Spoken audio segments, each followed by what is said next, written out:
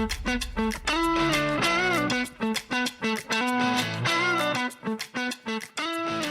right, episode. I just noticed the more I've been listening to stuff, I think I went back and listened to a couple of things back. I don't know why, but I listened to the beginnings of like 3 or 4 episodes in a row recently. It might have been me going back and like watching reels or something. And at the start of recording everything, I say all right. And you don't notice it until... I notice it because I listen to you say it. It's funny. I notice myself saying it now. I didn't notice that I did it before until I went back and rewatched all that stuff. And now I'm kind of just going with it and accepting it, but I'm pointing it out and acknowledging it. So there's that. But episode 14, this is... I don't know if I normally say like technically what the name of the episode is, or if I ever say like... When I write my notes, I normally have some sort of like working title or something, and I don't know what to call this episode. Right now, it's somewhere between, well, I guess it says paddleboarding, Redding, and Shasta, and I think I put somewhere else. I might not have saved it when I edited this earlier. I didn't know whether to call it like the paddleboarding season opener, because it was our first paddleboarding trip for 2025. Yeah. Or...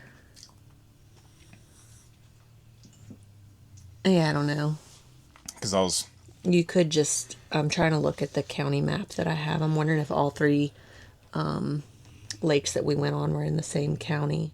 I don't know. Because I have at the end where I normally put my questions for you. I was going to let you cook on this for the entire episode. What should the name of the episode be? Because I normally look for some sort of theme or like a major happening for the episode and use that to go off of in order to kind of have a working title for it. And then of course I also add in the name all the areas or regions that we go through. Yeah, I feel like having like a title is going to get difficult because... Well, not even title. It's just kind of like what's... Well, everything's paddleboarding now. I know, that's the thing. That's what I got confused when I was trying to figure out how many episodes we needed to record. And I said we only had 2, and that's like, oh, I only thought we had 2 because both of the episodes we need to record are both paddleboarding episodes.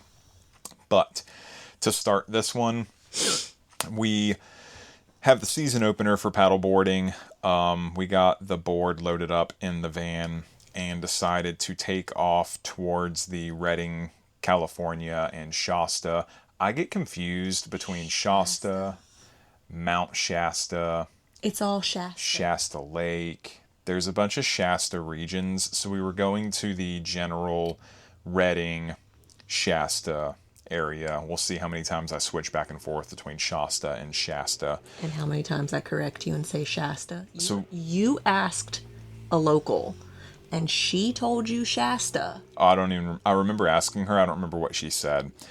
So I'm trying to remember, we went 101 south, and on the way south on 101, we stopped in Orick, California.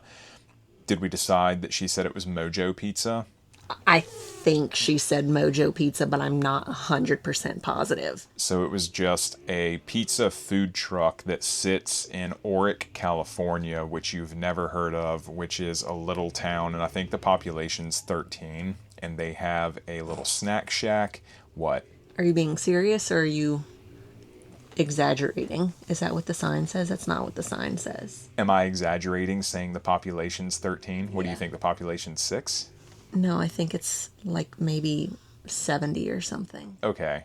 I thought you were going to say like 1,300. I was like, there's no way more than 1,000 people live in Orick, California. Let's see if Orick has a Wikipedia page while you continue talking. So Mojo Pizza is a little food truck in Orick, California, in front of a Mexican restaurant that I'm not even sure is open and operating, but they might be. And then in the same building is Orick's like general food grocery store type thing. And a post office. Is it also a post office? There's a post office right there, I'm pretty sure. Oh, I think in between the two is a post office. So we had always seen it, and I think Whitney looked it up one day, and Whitney realized that it had crazy high ratings on Google Maps. It's a 4.9 or a 5 from a significant number of reviews. I think it's a 5. So we were going down there, and I was wondering if Mojo was even going to be open. And Whitney and I had food prepped and packed and ready to go, and we didn't really need to get food, but we always say we want to stop at places, and then places are located. Always closed. Well, closed, yeah, that's not what I was getting at, but yeah, a lot of places that we like whenever we decide to finally try them are either closed because it's their regular hours or closed because something happened. But it's also one of those where I think when we're driving through a lot of these areas, like it wasn't necessarily dinner time when we were going through Orick. And then every other time we're driving through Orick, we're either we had already done something and we're headed home to eat, or we have other things that we have going on. Like Orick and Gold's Beach are kind of two places. I know it's not completely true because we've gotten pizza in both and we've eaten barbecue in Gold's Beach before, but as far as travel days go, we're never necessarily looking to stop there and eat because they're so close to where we're starting from, and either trying to get somewhere. What? Are you questioning my thought process right now? No. Mojo Pizza has 268 Google reviews, and out of those 268 reviews, only 6 are not 5 stars. Yeah, it's really good. I can't say it's expensive. I mean, there's as expensive or more expensive pizza in LA and Chicago and New York.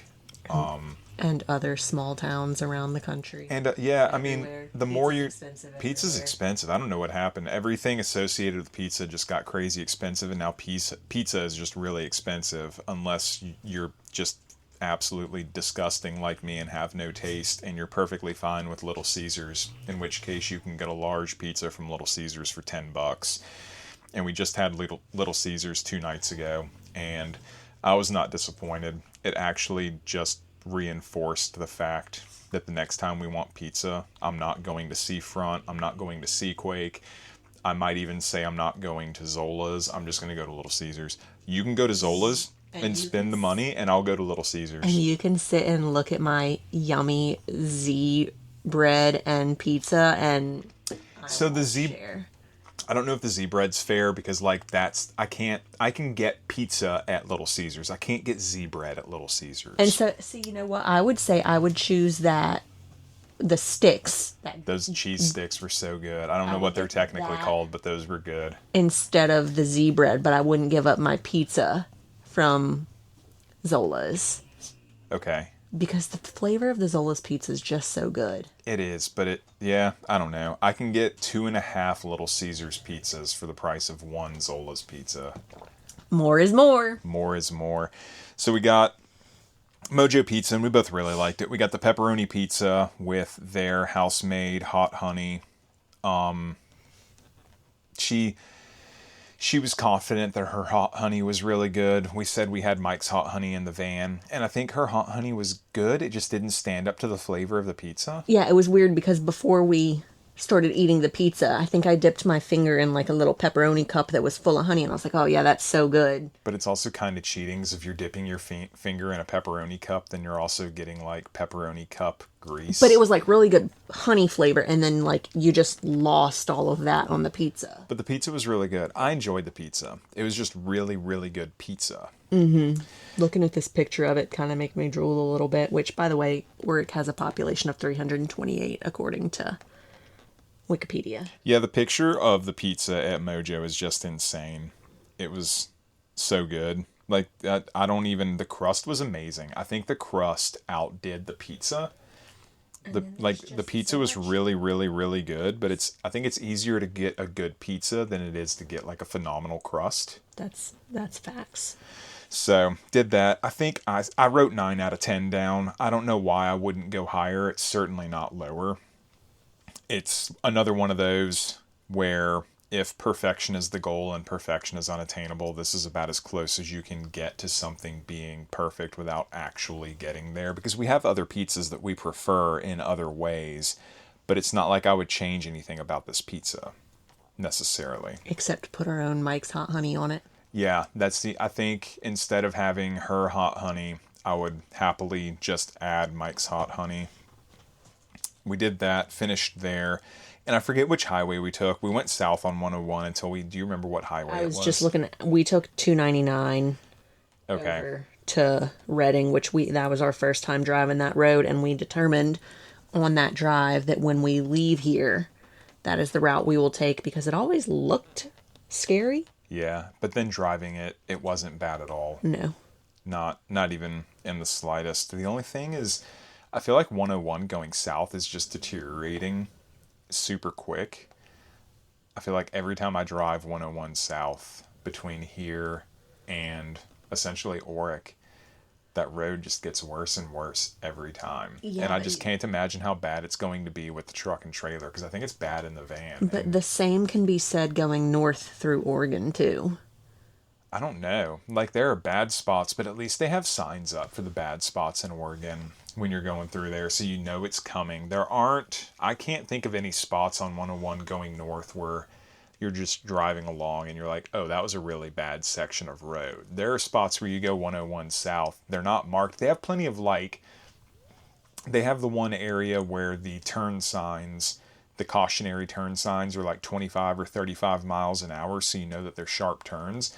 But they don't have oh shit signs about rough road. What? I already told you. I'm marking. You've given up. Yeah, I'm marking everything. I'm marking everything as explicit content. We are not for the children. Yeah, we are. That was one bad word. We'll let Sandy keep count of the bad words in this episode, and She's not concerned. the over under is 6. I feel like 6 in like a 45-minute or 1 hour episode is not that bad. I don't know at the rate we're going. What, 1 in the first 12 minutes? No, this isn't going to be a 45-minute episode, considering we've only made it 45 minutes down the road. Yeah, I guess that's true. So you said it was 299. We jumped on 299 and went east, and we made it to Weaverville, California, and stopped and decided that we wanted to go in and get ice cream from Crockett's up north in downtown Weaverville. They have really good reviews. Well, and I found that when there was on the Only in Northern California Facebook page. This is one of the ones that I found because they asked a question or made a post like, where's your favorite place to get ice cream in Northern California? And that place was mentioned multiple times. So I was like, okay, we'll go. And then it's nuts because going back, I think I didn't find what you were looking at, but I found another post where Crockett's came up. Or no, it was reviews. I was looking at reviews for Crockett's, and so many people mention how friendly the service is. And we walked in, and there were 2 girls behind the counter, right? Sounds right. And we walk in, and we're looking at the ice cream, trying to figure out if it's their ice cream, what flavors they have, where the ice cream comes from. And I think in, I say the minute that we were standing there, a minute's a long time if you just, stand in place and look at your watch and time out 1 minute. I think in a minute of us standing there for all the reviews saying how friendly this place was, I think all we got as far as acknowledgement was, we'll be with you in just a minute. And we still stood there for another solid 30 seconds to a minute looking at ice cream until we finally saw just on the, just below the lip of the ice cream bucket where it's cardboard, where it looked like it said Haagen-Dazs. And Whitney and I were both like, we're not spending $5 or $6 for a scoop of ice cream to get Haagen-Dazs. When you can go to the store and get a pint for the same amount. I can go to the store and get Ben and Jerry's for the same price they're charging for Haagen-Dazs. I'm not spending that much money on Haagen-Dazs when I can go to the store and get a pint of Ben and Jerry's and be a fat, happy husband for the same amount of money. So in the time it took us to walk in, look at their ice cream, determine where it comes from, and then turn around and walk out, all we got was a side eye and a girl saying, we'll be right with you. So, I don't know. Crockett's up north was not for us. So, if you like being served Haagen-Dazs ice cream in a homemade waffle bowl, then Crockett's up north is your place, because I can't imagine the ice cream's bad. I mean, it's Haagen-Dazs. There's nothing wrong with Haagen-Dazs ice cream. We left there and decided to go over to Trinity County Brewing Company and sat there for a few beers. I got one beer, you got one beer, we shared a stout, and I think the final determination for me on that brewery is they make good beer. I didn't taste everything, so that can't be like a totalitarian statement. The beers that we had were good. They are not to the style that they claim they are. I got a West Coast, and it was not a West Coast. She called it a West Coast. I liked the beer. I ended up coming around to it about halfway through and saying I would drink this beer. I would get a 4-pack of this beer. The issue was that she said it was something that it wasn't. So if you serve me a beer and I ask you, hey, what's your West Coast beer? And you give me a beer, and it's an American style IPA or like a hazy style American IPA, that's insulting to anyone who knows anything about beer, because I don't like, the only way to get further away from being a West Coast IPA at that point within the category is to give somebody a black IPA. Oh, I was going to say a hazy. Well, yeah, I mean, this was a closer to a hazy beer than it was a West Coast. And is that the place that I tried to justify it, and I was like, well, she said it's a West Coast, but the board doesn't say it's West Coast. But then I think when you went into Untappd and read the description, I think it said West Coast. So the issue was that, or their website maybe did say West Coast. I don't remember. The issue was that I think on Untappd it was categorized at the top as an American IPA, but then you went down to their description, it said West Coast IPA. So that's another issue where people make the profiles, like customers make the profiles on Untappd, because very rarely do the breweries have anybody that's making the Untappd profiles for these beers. So a customer made the profile and probably put it as American IPA and then copied and pasted the information from the brewery's website into Untappd. But either way, the customer got it right calling it American IPA. The brewery calling it a West Coast IPA is embarrassing, because no brewery should call that beer a West Coast IPA. But we're getting way too deep into niche beer category talking right now. This episode is about paddleboarding. It is. I would go back. Ultimately, at the end of the day, I just... You would go back. You only binned it on maps. Yeah, I know, but I think I added a note about it. Does it have a note that says anything about it? Good draft prices. Styles are hit or miss for what you order, but the beer is good. Yeah. Nothing mind. I don't know. Nothing mind-blowing, I think is what that's supposed to say. Oh, there it goes. I just had to scroll. It just didn't have a little arrow. So, yeah, I'm perfectly fine binning places on Google Maps and then leaving a note. I'd rather do it that way and have a note so that we can look at it, because we're going to look at notes if we have places. If we see a bin, then we're going to look at a note. See, I usually won't. I'll just ignore it. No, I'll look at bins and see if I left a note or if I left a review. I'm much more likely to look at notes if it's favorited, because I'll be like, oh, what did we get and what did we favorite? Well, it doesn't matter. If we go back to that area and we don't go back to the brewery, then it's not a big deal. And if we go back to that area, then we also kind of know. This is a very niche. Rural. Yeah, this is a very small talking point for this. If it was a big city, it might be a bigger deal, but it's not such a big concern here. So we finished that and ended up spending the night at a Boondockers welcome that was at an RV park, Trinity Alps RV Park in Weaverville, California. That was really nice. I like that they do that. I think it's really cool. I mean, I know it's kind of... It was nice that they did it. That they don't give you access to restrooms, but unless you pay. At least they let you park there for free for a night if you're part of Boondockers Welcome and Harvest Host. I'm not going to be a big hater. I mean, I wish they offered a restroom. I said this when we were leaving. I feel like restrooms are a basic human right. So if you're offering a place for someone to stay for free, there shouldn't be an expectation. And their justification in their minds was, and I'm quoting you, quoting them, saying, well, it's the only thing that we can charge for. It's what we have to offer. It's how we make money. You own you own an RV park. So in my mind, if you want to offer someone a place to park for free and then be like, I'm a good person because I'm offering someone a place to park for free, then like let's finish out the entire thought process and be like, I'm a good person. I'm also going to let you use the restroom. On the flip side, how often do we say it sure would be nice if these RV parks, instead of having all of these sites empty, just sitting here, would just let people park there for $10 a night and we would pay that. And that's all well, they did $10 a person to use the bathrooms, not $10 a night. No, that's grabby. If it had been like $10 and we could both go use the bathroom, I would have been like, sure.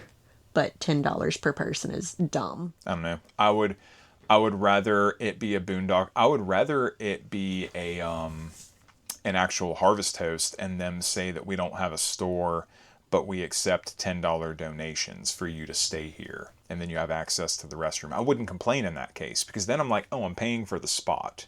In my mind, it's dirty to be like, I'm going to give you a free spot, but you have to pay to use the restroom. Yeah. It's grimy. It's dirty. Grimy. I don't have anything.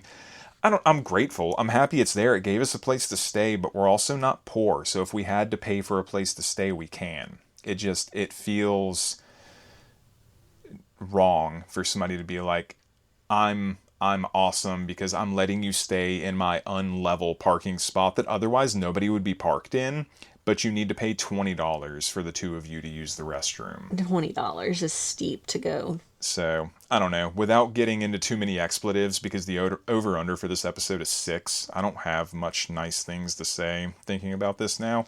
So we woke up the next morning and drove over to a rest stop, Moon Lim Lee Rest Stop. I never looked at anything to see why it's called Moon Lim Lee. And they did not charge us to use the restrooms. So they were open early in the morning. Yeah, so we sat there, drank coffee, ate breakfast. I complimented a woman on her Hellcat and her cute little Chihuahua that she was with. We left there and then made it into Redding, and this is officially, we're 20 minutes into the episode and now we're finally getting to the good stuff. So we made it into Redding and went straight to the farmer's market. And can you talk about the farmer's market? Because I didn't actually go in. My foot was hurting. I stayed in the parking lot with the dog and my little camp stool and waited for Whitney. And we pre-ordered some baked goods, and then you also got some other stuff from... We pre-ordered from Simple Crust Bakery because that was a really highly reviewed bakery that I found on Google Maps. Yeah. And I think she's only at the farmer's market. So we went to that. I only have the picture right then of the banana nut bread. Yeah, well, the other pictures are later, and I guess it's easier for me to see because I have them all grouped together in my notes. Yeah, what else did we get? We got the chocolate chip cookies. Okay. And we also got the cinnamon roll. Okay. So we got that, and I walked around the rest of the farmer's market, which it's a dedicated area for the farmer's market, right? Because isn't that what it shows up as on maps? Yeah. Oh, it's by the city hall. So it was a really big farmer's market. They had a ton of stuff. If you go to Google Maps and search Redding Farmer's Market, then yeah, and like Simple Crust Bakery, I think if you search Simple Crust Bakery, it pops up also. Yeah, it's like localized at the farmer's market. And then it just gets confusing because then Google Maps gets confused and it'll only show you one or the other because they're so close together sometimes. So sometimes you'll be able to zoom in and find the farmer's market, and then you'll zoom in and see Simple Crust Bakery, and it won't necessarily show you both because they're right on top of each other.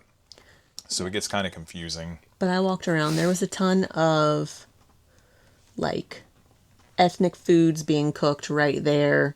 I don't remember what all I told you I saw. I don't know. I told you I wanted some like empanadas or hand pies. Yeah, I'm pretty sure there were empanadas. Other like Mexican food. There were mini donuts being made. There was a coffee roaster and maybe another coffee shop. I'm not about the mini donuts right now. And then there was I think there was only one other bakery. Oh, and part of the reason we went there for soap, or no? Did I just stumble upon that? I think you stumbled upon soap. I found a soap maker, and we've been using her soap that we bought. We bought one bar. I almost made you walk over there because this woman had like probably 50 or 60 different scents of soap, and they all smelled so good. So we got a bar of soap. I didn't put it in my phone, but I have it in my notes. It's soap from Clear Creek Soap Co. And it's the Thief blend that we got. That's the... Oh, is that this one? Yeah. Where'd the other one come from that we've been using? I don't remember. Oh, so we haven't started using the soap yet. My bad. No. I was thinking it was the one that's in the van right now. No, the soap that we got from the Redding Farmers Market is the one that we have sitting on our counter that is currently unused. I forget where the other one came from. And then another bakery that I had looked at on maps ended up having a booth at the farmers market. So I made an executive decision. It was the right executive decision for sure. It was the bakery is When Pie Meets Bread. Yeah. Is that right? And all I got was an almond croissant. All we got was an almond croissant. It was it was massive and it was so good. And it was not unreasonably priced. $4 or $5 maybe. I don't know. No, I mean I don't know what you paid for it because I wasn't with you, but I don't remember either. I mean I could see other bakeries having that croissant and charging. It might have been $5 or $7. That's still not as much as I could see other places charging. I could see going to what's the one in Ashland? I can't think of the name. I can't think of the name of it either. I could see any like busy popular boutique bakery having these croissants for like 10 or 12 bucks. They were big.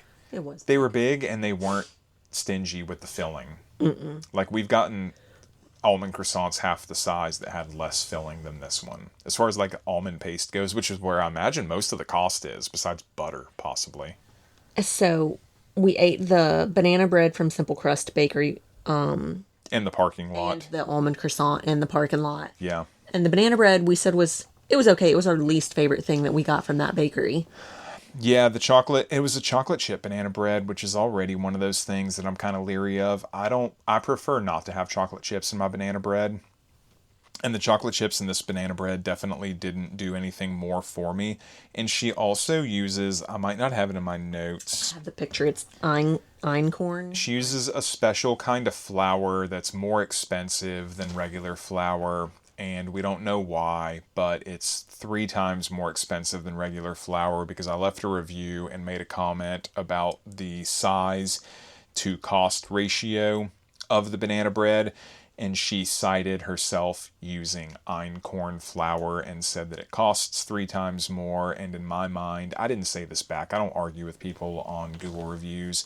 If you're going to pay 3 times more for something, then you need to explicitly say somewhere what your justification is for charging what you're charging for using a specialty product for something. Because obviously we knew what the price was when we purchased it and we were fine with it. Yeah. And then we got the loaf and we're like, wow, this is like, maybe it might have been like 5 bites for me and like 3 bites for you. No, I mean, it was small and it was really small for what you paid. It was $5 for this piece where I don't know. I feel like in my mind, you should get more than what we got, but in her mind, she pays more for the flour that she uses, which I get. But if you're paying 3 times more for something, then I feel like there should be a point where somebody eats it and it's like, this is so good, I can't imagine it being this good if you used a lesser flour product, but that's not the case. So we already had a discussion about this, we could get into it deeper and speculate, but we don't know the reasoning, we wouldn't get it again. I have all my notes for all the baked goods right here. We'll say that we ate the baked goods later, but the chocolate chip cookies I said were good, not great. And these are the Simple Crust Bakery cookies, the same woman that made the banana bread. This was the one we said there were too many chocolate chips. There wasn't enough. Was it the pack of 3 cookies? Is that what that is? No. That's the 3 cookies that came from When Pie Meets Bread. Did I not take a picture of the cookies? I did. I have a picture. It's 1 cookie. Oh, there it is. Is that it? Yeah, possibly. That looks like it. Yeah, it was 1 cookie. It was one of those where we said that it was a lot of chocolate chips. I don't know if I would say too many, but we both prefer a doughier chocolate chip cookie. Like, I'd rather chocolate chips be a contributing factor and not the main factor. And I feel like with this cookie, it was like chocolate heavy, which isn't a problem. At this point, chips to complement the dough, not overtake the dough. at this point, I say just make a chocolate chip cookie. If this was a chocolate chip cookie, I would have been over the moon. But if you give me a chocolate chip cookie, I want that buttery cookie dough, cookie flavor. Cookie dough. Right. I do. I always say I want cookie dough, and you never make it for me. We don't have the ingredients. Pay attention next time you go to Wild Rivers. It was a good cookie, not a great cookie. The cinnamon roll is my favorite thing we got. I thought the cinnamon roll was exceptional. I would get the cinnamon roll again. I would go back for the cinnamon roll. Yeah. I know you have the pictures right in front of you, but I just enjoy showing you the pictures. The cinnamon roll was really good. Whitney, you can talk about your cinnamon roll and your thoughts on it. It's a really good cinnamon roll. It was only...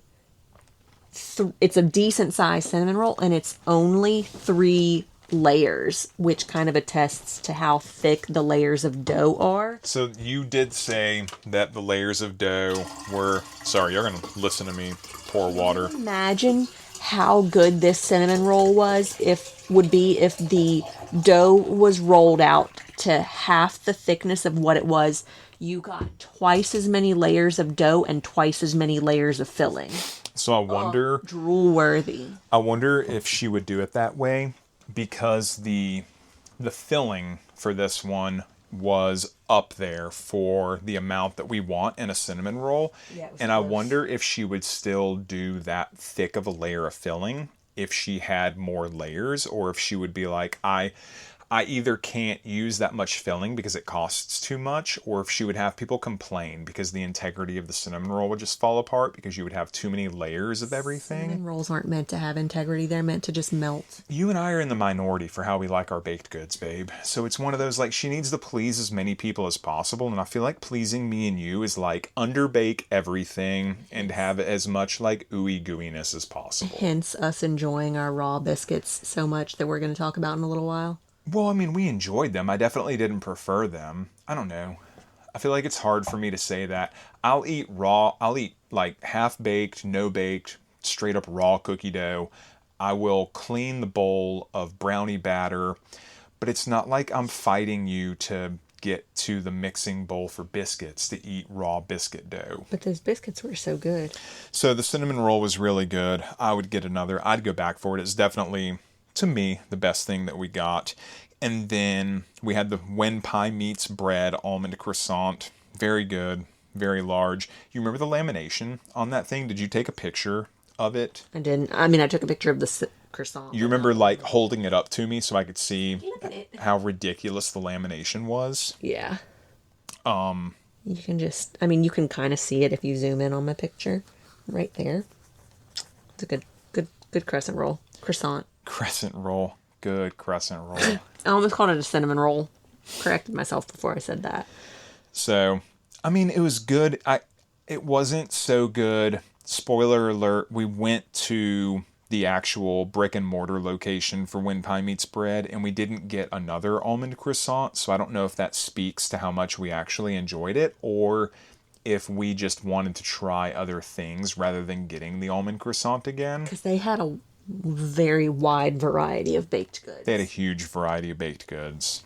So we left the farmer's market, and you actually thought we were going somewhere else, and I decided while we were sitting outside that I wanted to go a couple of minutes down the road and go to Liquor Barn in Redding, California, because I had found that as the most recommended place to go for beer in town, and we needed beer for paddleboarding. So we went over there, and I loved it. I thought it was fantastic. They have very fair prices. They have a very wide single mixed pack beer selection. They have a very good 4-pack selection. They have a very good bottle selection. They have a very wide variety of styles available. Just an all-around excellent place. We don't need to spend a whole lot of time on this. We left Liquor Barn in Redding, and that's when we actually went over. Did we go straight? We went to the visitor center for Whiskeytown first, right? Yeah, so Whiskeytown is Whiskeytown National Recreation Area, which is run by the National Park Service. So I wanted to go to the visitor center, and I got my stamp and my passport book. And I got, I think I might have given up on, no, I got a postcard. I don't remember if I got a postcard or not, but I got a Christmas ornament for sure. And talked to a ranger because we knew it was going to be kind of windy that day. And there's 3 primary boat launches that you can go in on Whiskeytown Lake because it's a really big lake. And I wanted to know kind of if there was a best location to go if it was going to be a windier day. And she recommended the Whiskey Creek boat ramp, which is on the north side of the lake. So we went over there after we left the visitor center, right? We didn't do anything in between. No, we did not. We went from the visitor center straight to the Whiskey Creek boat ramp. So we went over there, got the paddleboard all set up, and went out on the paddleboard. And enjoyed it. It was a really good day. Kind of windy, but manageable. Yeah. Other days. I feel like our first day, like this is 2 trips in a row where the first day was the best as far as weather conditions go.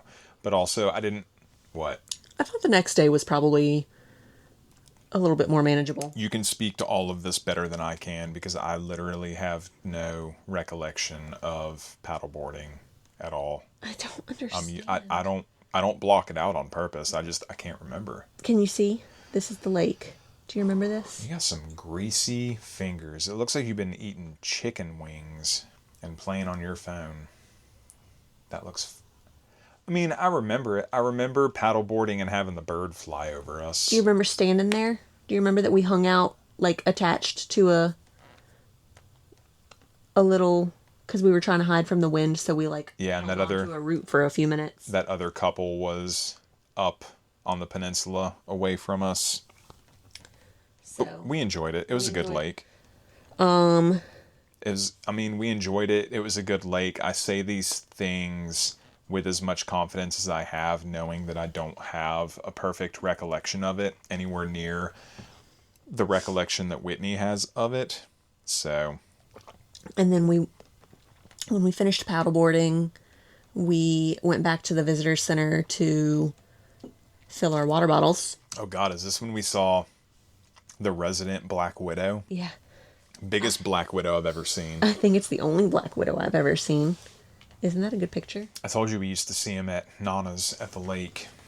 Yeah, that thing was absolutely massive. And he was just chilling by the water spigot where we were filling our water bottles. Just hanging out, just living his life.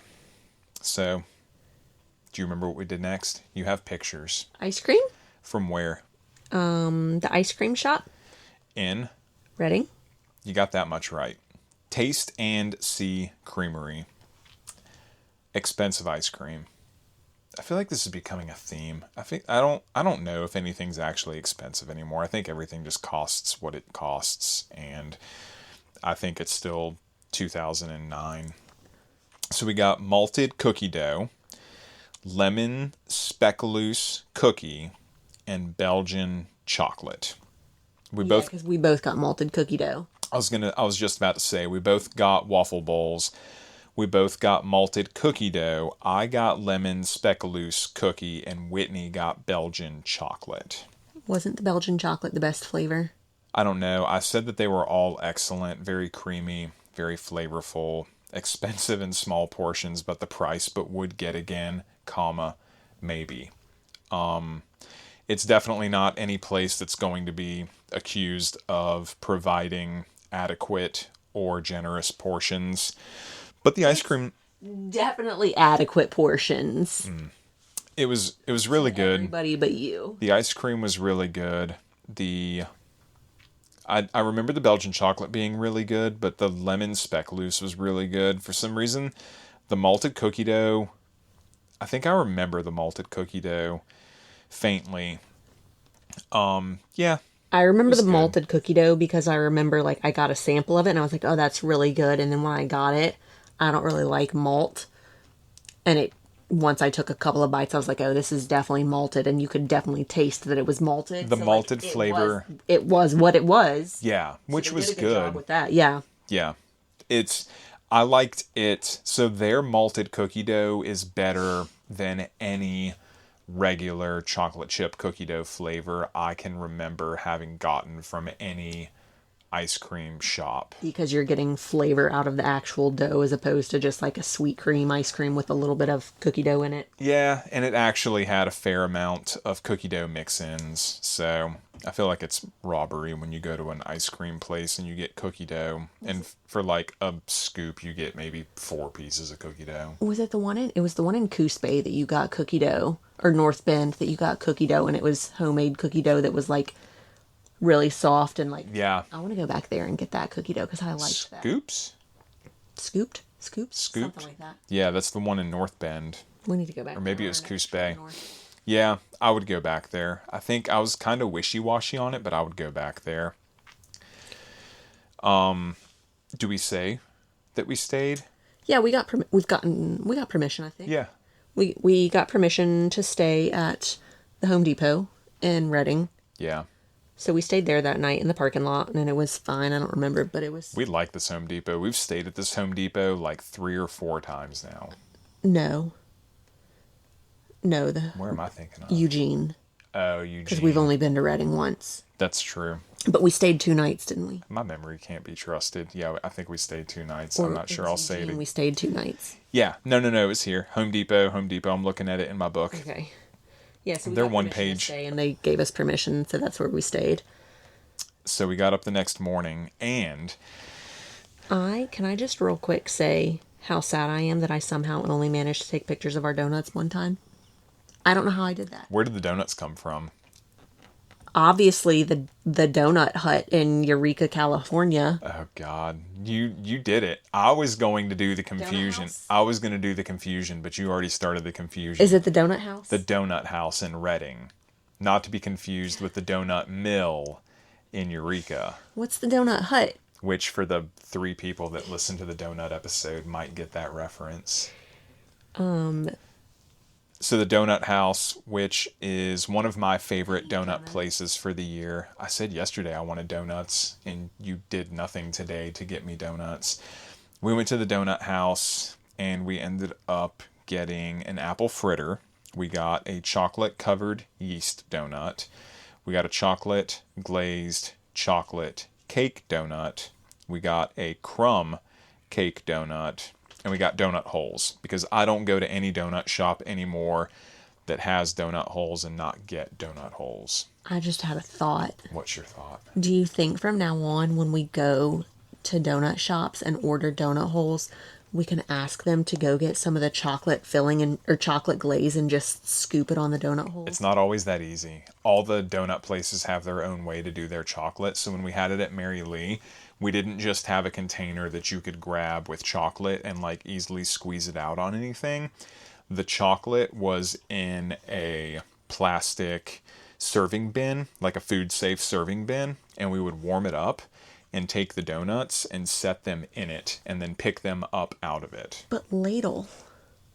I don't know, babe. I'm telling you that it's not something that a lot of places are going to want to do. We can ask, yeah, but I don't, just a lot of places. Sweetwater. Why can't I ever get the name of this place right? Tasty King. Tasty King. With us all the time. I don't know, but I need you to put some respect on that Tasty King name. I don't know why I struggle so hard. I think because I always think of Sweetwater Creamery and Sweetwater affiliated things, even though most of the time we go to the one in Madisonville anyways. Yeah. Ding dong. So I said the apple fritter. I think I don't like having like point designations as far as like 9.5 or 9.4. The apple fritter was a 9 out of 10, just as close to amazingly perfect as we can get for me. For me, this is an ideal apple fritter. I prefer the Donut House apple fritter to... There's a caveat to this. I prefer the Donut House apple fritter to the Big Dog apple fritter, but I think that I prefer the maple covered Big Dog apple fritter to the regular Big Dog apple fritter, but I also believe that I still prefer the Donut House apple fritter to the maple apple fritter from Big Dog. Big Dog's is better. Didn't you say the other day too when we went? You were like, "This is the best apple fritter we've ever gotten from Big Dog." It was really good. Yeah, because they're always really good. He's given us... Do we want to just let people listen to me take her outside? Or No, I'll pause it real quick. Thanks to the magic of recording, I can do that. All right, so to give y'all a quick rundown, we went outside. Sandy did her business. Whitney harassed Bear. Bear cut Whitney. No, does anybody even know who Bear is? We know who Bear is. Bear is our new adopted cat. That our neighbor abandoned when she left to go to Mexico. I'm still bleeding. So we got a cat. We took the donuts and we went to the McConnell Arboretum and Botanical Gardens in Redding, and I really enjoyed that spot. We sat outside with our foldable, collapsible table and our new tripod camp chairs and enjoyed our coffee and enjoyed our donuts. The weather was amazing. It was beautiful, nice. Bright, blue sky, sunshiny morning. The temperature was amazing. We sat there and enjoyed our donuts. I think I've talked enough about the apple fritter. The apple fritter was a 9 out of 10 for me. I don't know what you would give it. You certainly weren't as infatuated with it as I was. I mean, it was a solid fritter. Like, I wouldn't hesitate to eat it again. It was a really good apple fritter. The chocolate-covered yeast donut, I said it was very Mary Lee-like because it had that, like, slight... I always say it has like a slight crisp exterior, and I'm afraid people are going to be like, oh, it's crunchy, but it's not. It just has like a slight bite to it, and then the interior is just super fluffy and soft. We need to stop talking about donuts. Well, we got the chocolate covered yeast donut to get through, the chocolate glazed chocolate cake donut. I said I wouldn't have to have another. The donut was small, so it kind of takes away from my favorite kind of cake donuts where there's a lot of moist interior, where I think my favorite part of a cake donut lies. I'm okay with a slight crisp exterior as long as it gives way to just like a stupidly... Gives way. Rich and moist interior, and this just wasn't it, so it's not my favorite kind of cake donut. The crumb-covered cake donut was really good. It didn't suffer from the same crisp exterior as the chocolate cake donut did, so it was a little more tender all around. I feel like having the donut crumbs on the outside might have like softened it up a little bit. Yeah, definitely. And then the donut holes were really good. Definitely not the best I've ever had, but I mean, they were just good glazed donut holes. Like, I guess donut holes are either good or they're not good.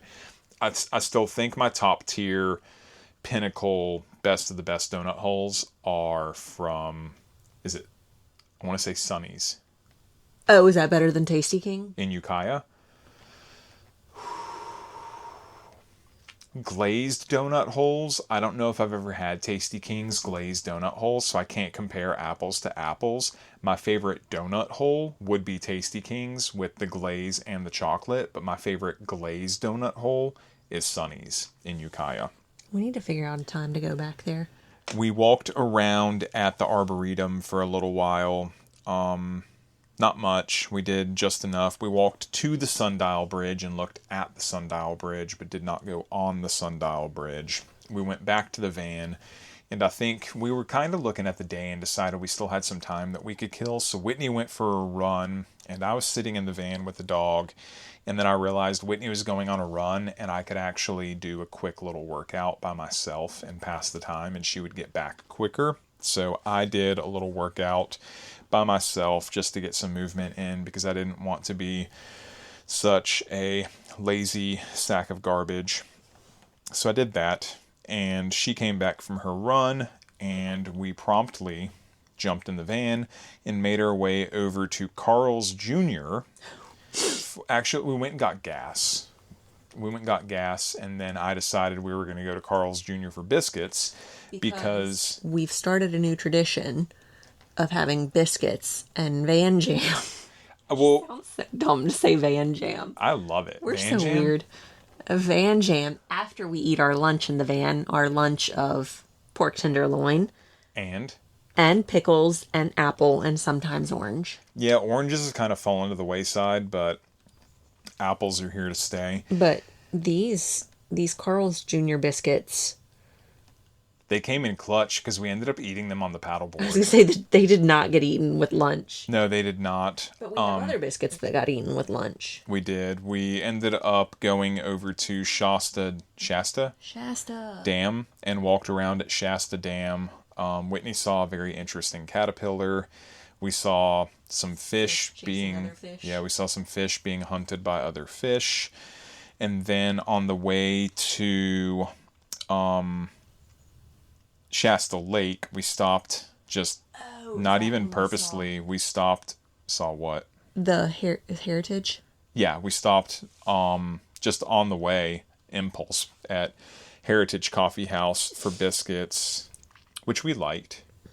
They're expensive and they're small, and the chances are you're going to think they're underbaked because I think 3 out of 4 of our biscuits were. I was gonna say you're not gonna think they're underbaked. You're gonna know they're underbaked because they were literally. So of the 4 biscuits that we got, I think 2 of them were underbaked. One of them was raw, and one of them was close to being fully baked. But it didn't stop us from going back. No, it did not.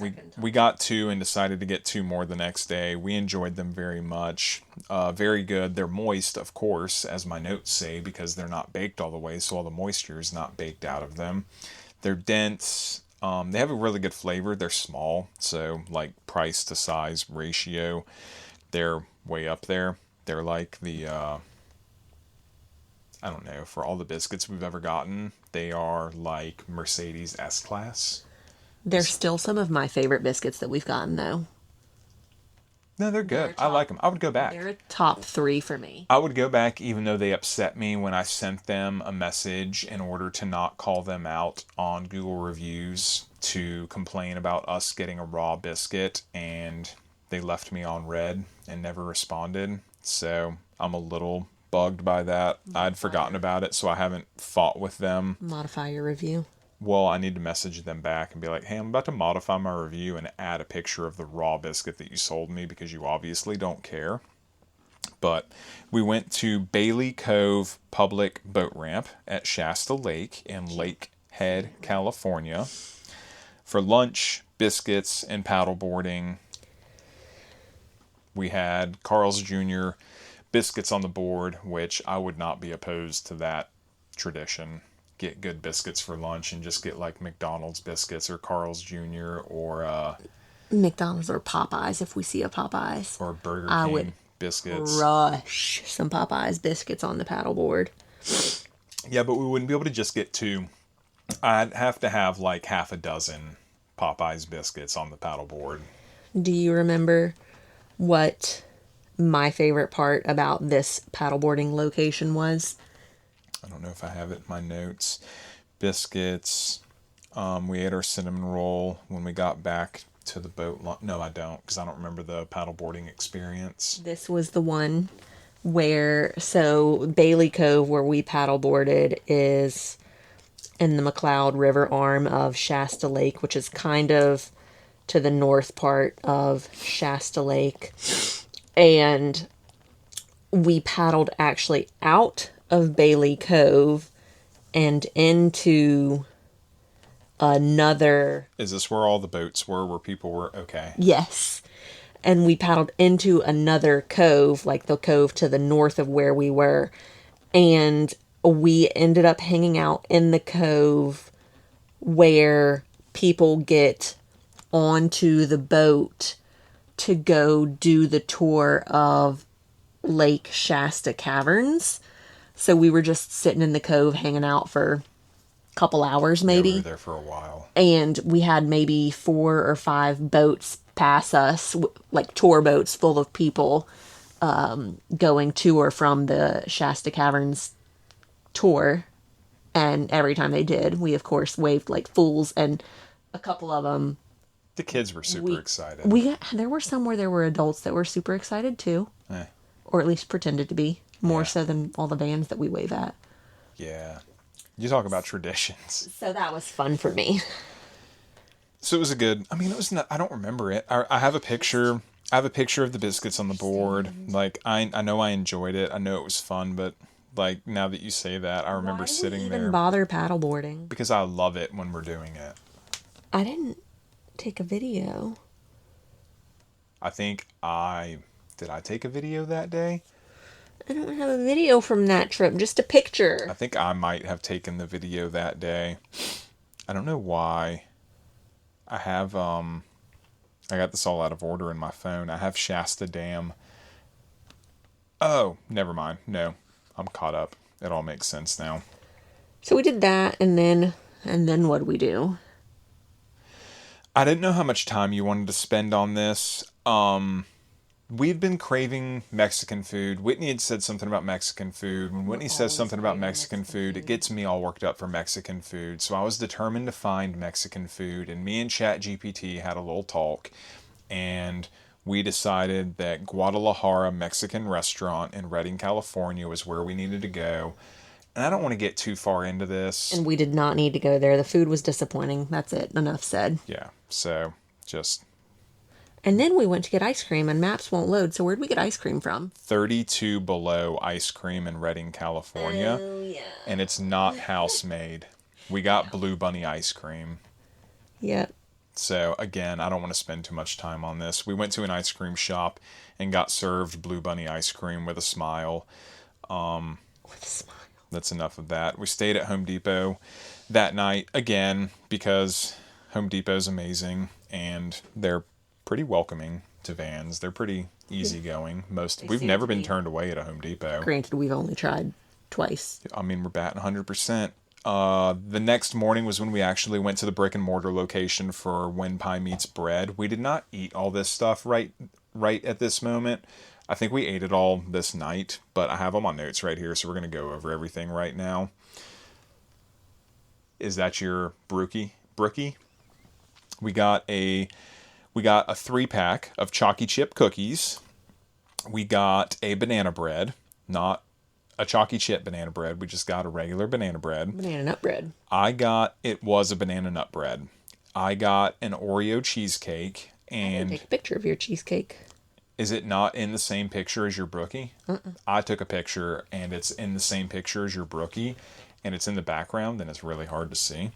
And then Whitney got a caramel brookie. The chalky chip cookies, I thought they were really good. One of my new favorite descriptors, and it's not fair to a lot of places because they probably don't think it's a compliment, but I call them like grocery store or Walmart cookies.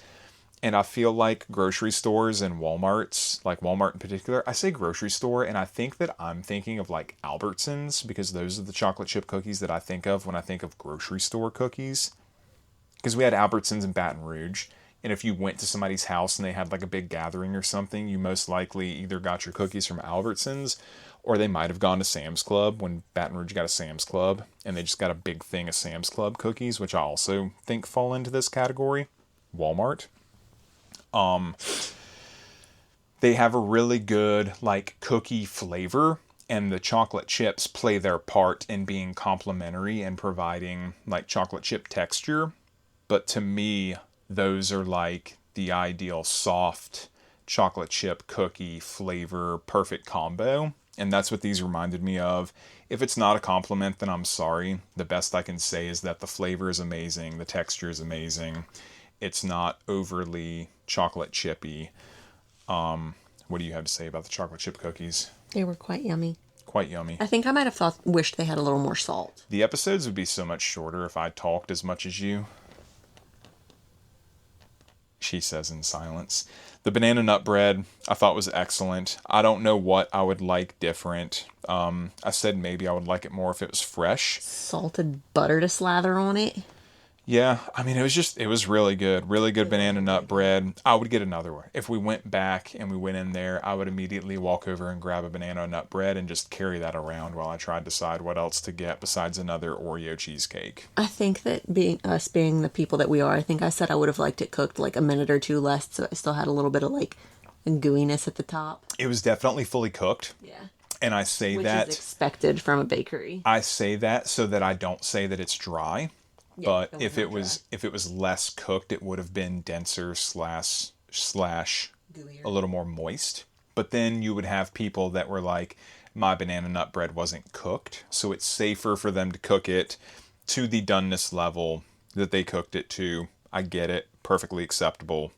I'll learn to make my own banana nut bread so that I can control the doneness and the moisture levels. The Oreo cheesecake was a gargantuan, voluptuous, amazing slice of cheesecake. I had this conversation with Whitney while I was eating it. Normal people would have eaten 2 or 3 bites of this and been done and been like, I've had enough. This is too much. And the cheese, like this slice of cheesecake would have lasted a normal human being 2 or 3 days.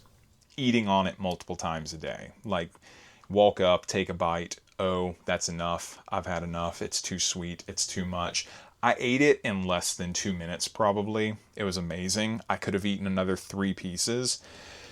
I thought it was absolutely fantastic. I wish it was bigger, but you can count on one hand how many people in the world would have thought that it needed to be bigger. So, that's a me problem. Whitney said the caramel brookie was a 9 out of 10. Yeah, I would definitely get it again. So it was falling apart. It was gooey. It was yummy. I lost my picture of it. There it is. What? I want it.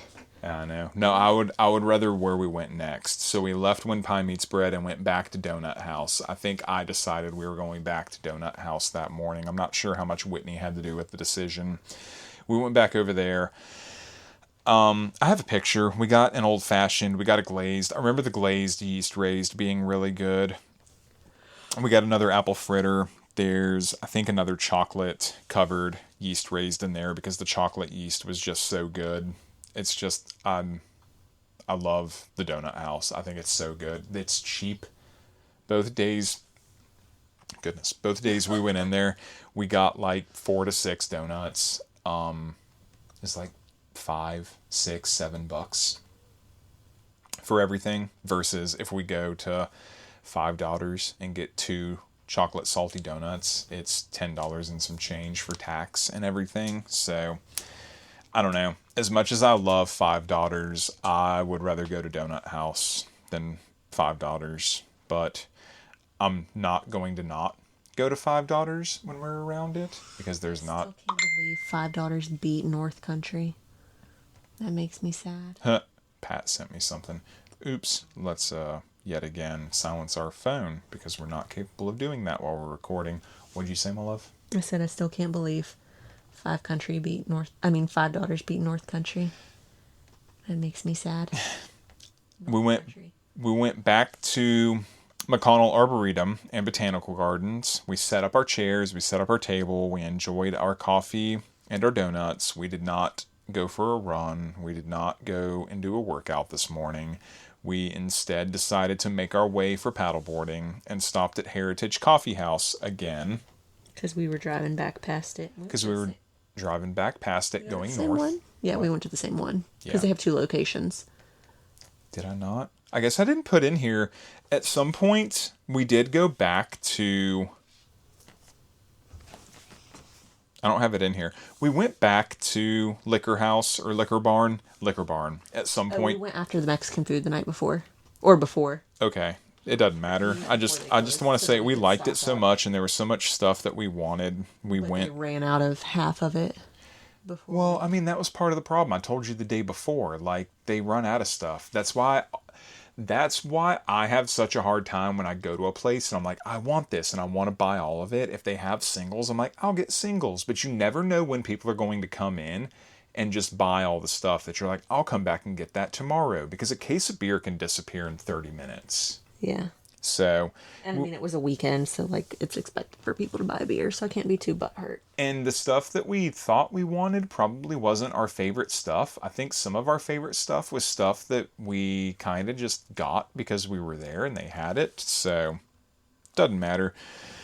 We finished at the Arboretum, got more Heritage, raw biscuits, and continued on to my favorite paddleboarding trip of the year so far, which is Lake Siskiyou in Mount Shasta, California. and we actually put in at the Lake Siskiyou Resort boat ramp, which is really nice. They didn't charge they did have a day use fee. Yeah, but it was reasonable, $5 maybe. It was very reasonable. They did have a Maybe day 10. use fee. Absolutely massive parking lot. I can't imagine that parking lot filling up. I guess it possibly can with how busy that place is, because how many did you say there were? 300 RV sites in that Yeah, it was a lot. resort. So we were trying to get on the water early and quickly, but there was a couple that pulled in with a van, and I got distracted talking to them. Apparently, Whitney said it was a mid-roof van. I wanted to trade vans with them, but if it was a medium roof, we can't do a medium roof. So he got... I could. You could. Yeah, you definitely could. I mean, so they have surgery now where you go in and they do something about cutting either your femur or what are the two bones beneath your knee? Tibia and fibula. So they'll cut them and separate them with giant bolts and screws, and they wait for the bones to reattach, and then they cut them again and extend them longer if you want to be taller, and they wait for the bones to reattach, and they can make you taller like centimeters at a time, and you can choose to do both segments or one segment or the other. And there are like half a dozen people that have documented and done these. So I'm wondering, this is a long way for me to get to saying, I wonder if they can do a surgery where they just cut off sections of your bone and refuse it to make you shorter. That would be that's so invasive. Yeah, no, it's terrible. If they can do that, do you think they can make my monkey toe shorter? I don't think it's worth it, babe. I don't think it's worth it at all. That toe's not important, though. Where were we? Now that I'm talking about The making van. making people taller, we had the van. That Talking to the people and getting delayed, getting out on the lake. of all of our paddleboarding experiences, Lake Siskiyou was our most extreme weather challenge we've ever experienced, and I have said it before, and I'm going to say it again until I finally forget about it. I wish we had the camera set up for the Lake Siskiyou paddleboarding day, because that would have been absolutely amazing. I would have had Whitney on camera saying, I'm going to pee on myself. Nobody would have been able to understand me because I was laughing so hard. Well, between the wind and you laughing, nobody would have heard. I would have known. I would have known at that part of the video, Whitney was saying, I'm going to pee on myself. That one was... It's such a pretty lake. Yeah, it was a really pretty lake. Well, But it got... So we went out, and I was like most excited. I think we paddleboarded. Let me look at the dates real quick. We paddleboarded on this trip on... I was just looking at the calendar, and I closed it. 16th, 17th, and 18th? 16th. No, 17th, 18th, 19th.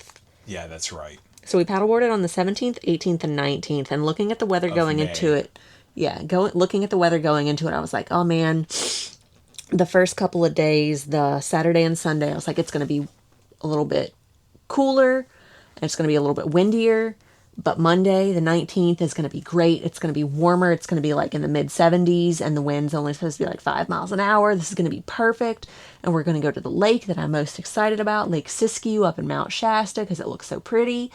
I was like, this is going to be great. So we get there, and we go out, and it's like a gentle breeze.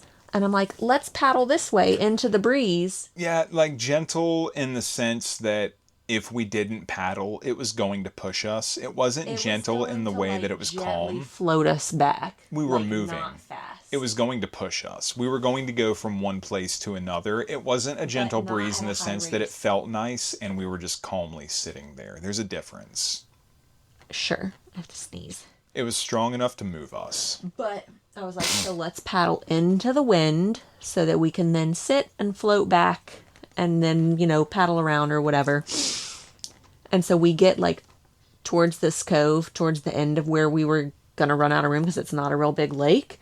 And then the wind decided to just freaking 180, completely switch directions to the exact opposite of what it had been doing. And it had to be sustained 15, 20 mile an hour winds with stronger gusts. Yeah. And we're like trying to kind of just sit and have our drink and like paddle a little bit. And then I FaceTimed Mama to try to show her that you could see Mount Shasta and just how pretty the lake was. And so, And it still wasn't as bad as and it it wasn't got. as bad, but it's the wind started picking up, and I'm trying to paddle with one arm while I FaceTime, and Jake's paddling behind me. The dog's starting to freak out because she's starting to get splashed a little bit. Well, and there's wind. Like, the dog is absolutely petrified of any amount of wind. So then I just had to, I was like, all right, I gotta go. My arm's getting tired from paddling like this, and hang up. And then the wind really picked up. Yeah, like And that's we when it just- got to the point that it was like worrisome. I mean, I was never worried. Were you worried? Only at one very, very, very specific part, but we were like back, so it wasn't, I say worrisome. There was never any point where I was like, we're not going to make it back. There was one point when we came around the end of the pier when it got as bad as it got. If it had been like that when we first started going back, I might have been like, babe, we might just need to turn around and go to the shore, and you might just have to walk back to get the van and figure out like where I need to go to get us out. Or just sit there for like an hour to see if it dies down? Yeah, if it would have been like that in the very beginning, but no, it was we were making progress. There was never a point where we were getting pushed backwards. There was. Was there? Yes. We were both rowing, paddling so hard, and we started going backwards, and I think I started laughing even harder then. Like, it was just... Oh, yeah, maybe. Yeah, you're right. And there was a point where we were trying to stay closer to the shore because the waves... we the were waves were literally... bad. the waves were white capping, and I was just getting sprayed. You were getting soaked. The water's, what, 50, 55 degrees because it's snow melt. Yeah. And I was just sitting in this cold puddle, getting sprayed constantly. So we were trying to stay closer to the shore where the waves weren't as bad. And then we went under a tree with a rope swing hanging from it. And I was like, all right, we're going to stop for a minute and I'm going to grab onto the rope swing and hold us here. But then we just decided not to do that. The one time I did get worried one time. I got worried when we rounded the pier and I thought we were going to get pushed into the pier. We were going to into the boats. pushed into the was where the boats boats were at the pulling. pier, and the issue was that I think the boats in the pier were causing a feedback loop of the waves, so the waves were hitting and rebounding, so there was no longer like one direction of waves coming in from our right, so that you can like adjust to it and adapt to waves coming in from one direction, because they were hitting the pier and the boats, and then that energy was being reflected. It was a wave pool. It was, yeah, we were just rocking And all over the place. not in a good way. It was a wave pool, like just sheer chaos. Yes. Like choppy, churny. While still getting pushed to the side towards So- the boats. It wasn't fun. If it would have been like that the whole time, I think it would have been a little bit worse. But I mean, when we hit that, we were back. So there was no concern to me that we weren't going to make it back because we were back. But it was bad. It was so funny. But I wish I had the camera. That would have been amazing. We got back early enough. What? I was going to say, I just really want to go back to that lake because it was so pretty. I don't Yeah. want to on a good day. I want to go back. I'd go back to that area. I enjoyed what we did there. Yeah, it's just going to be so hot now. Yeah. So that's Maybe just, it'll be like a... it's the nights. early I guess it's fall. the nights that are the problem. We go back and we just can't sleep at night because I feel like even though we oversized the AC for the van, I don't know if it's just not the AC that I thought it was, but that AC does not turn the van into like, a popsicle like you like. yeah. And I was really hoping it would, and I just don't know if the van's pretty well insulated, but if you've ever had an RV, like just nothing, there's nothing you can do when it's hot outside for a van or an RV unless there are people that just, There would definitely be people that disagree with you because they have 2 or 3 units in a 40-foot trailer. yeah, but then those same people can only run 2 units at a time because they're both running at 100% and they can only get their trailer down to like 75 degrees in 105 degree Phoenix weather. But I don't know. It doesn't matter. We went back to the van. We ate lunch. We ate our cookies. I enjoyed the cookies very much. I'm going to call them Walmart / Sam's Club / Albertsons cookies, which I love. So we ate our biscuits. That was when we got our raw biscuit. We ate it. I couldn't tell. I thought it was Thought it was really good. We still had our spicy raspberry jam that Whitney got 3 years before that. And it's just been sitting in a mason jar in the fridge from one of her patients. Am I allowed to say it came from a patient? I think so. Okay. One of Whitney's patient's family members from Spokane gave her spicy raspberry jam years ago, and I was afraid of eating it, so we've just put off eating it for all these years, and it's just lived in the fridge. It was so good. It was so good. I don't know. I'm dumb. So we left there. We were headed home, and Whitney wanted to stop. And so we made one detour and drove on a road for a few miles looking for a painted rock that looked like a lizard or a dragon, and we didn't find anything.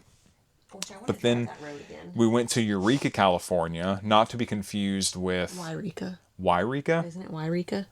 Is that how you say it? I think so. That's how in my head it said. Okay, Yreka. It's spelled Yreka. So we went to Yreka in order for Whitney to go to... Did I write it? I know I wrote it somewhere. Tree of Life? Tree of Heaven Campground. I can delete that off our saved list. You can tell the story because I didn't go. I just sat by the van. Oh, yeah.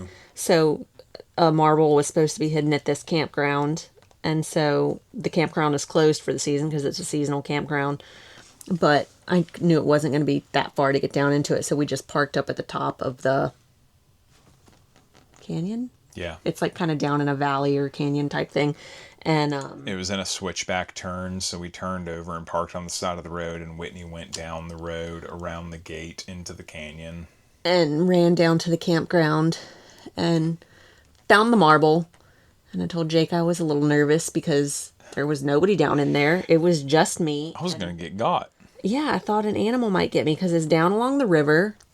So it was the perfect place for bears or cougars.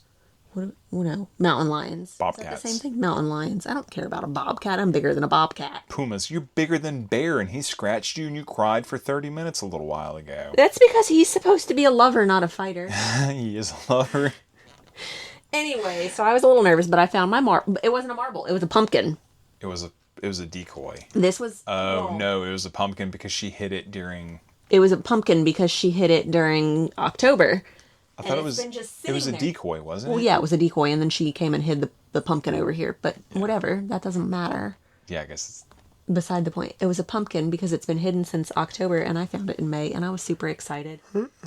And so we did that, and then we drove back, and that was it, right? Yeah, we ate dinner in a Fred Meyer parking lot in Medford, Oregon, and then went home and ate banana bread, caramel brookie, and Oreo cheesecake, and drank wine, because I said I wanted to have wine that night. So we stayed up late eating baked goods and drinking wine. All right, we talked about it. You have 1 minute and 54 seconds. What do we need to call this episode? Northern California paddleboarding season opener. Northern California. Okay. All right. Now here's your question. Oh, okay. I didn't know this was going to be a thing. I was not prepared. We paddleboarded on 3 lakes. First, Whiskeytown. You can't ask me questions that I... First, Whiskeytown. Then, Bailey Cove, Shasta Lake. Then, Mount Siskiyou. Yeah. Rank them in order of favorite to least favorite. Oh, man. So I would say that... And do it based on scenery, not conditions. The second one we went to had houses on it, right? No. No? I thought it did. No, that was the one where as we paddled out of Bailey Cove, we were next to the interstate, and so we listened to traffic noise in Bailey Cove. And then we sat. And it was busy too, wasn't it? There were a lot of boats out there that day. It wasn't bad. No, but it was busier than our other 2 days. That was when we sat and the tour boat was going around. Yeah, you're right, but there were other boats out there too, right? Some. More than Whiskeytown and more than Siskiyou. Yeah. So, Siskiyou, Whiskeytown, and then... Shasta. Shasta. I would say Siskiyou, Shasta, Whiskeytown. I would accept that. All right. That was it. Okay. That was our trip. It was fun. That's all there was to it. Get ready for more paddleboarding stories. You good? Yeah. All right, say bye. Bye.